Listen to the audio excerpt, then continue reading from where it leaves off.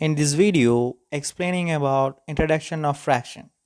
Keep watching this video for the better understanding of fraction. Begin with the definition. The definition of the fraction is a number that expresses its equal parts of a whole object or a collection of objects. This is the definition of fraction. Definitions say that fraction also the number, but it's represented in a different way.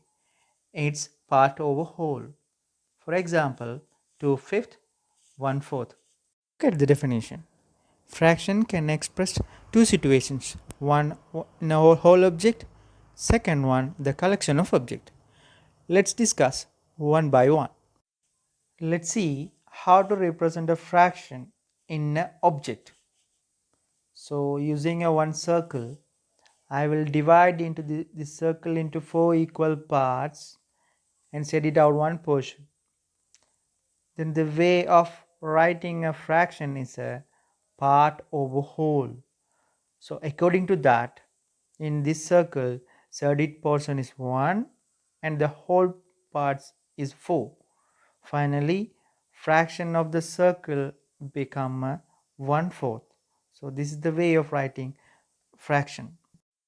Second one, representing a fraction in a collection of objects.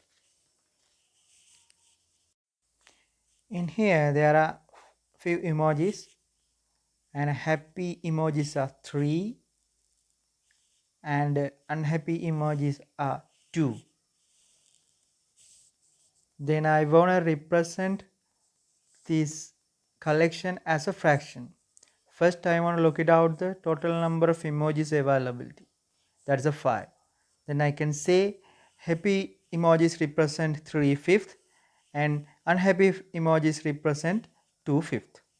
This is the way of representing a fraction in a collection.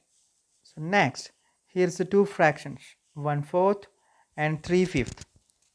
And 1 and 3 are the top numbers of the fraction.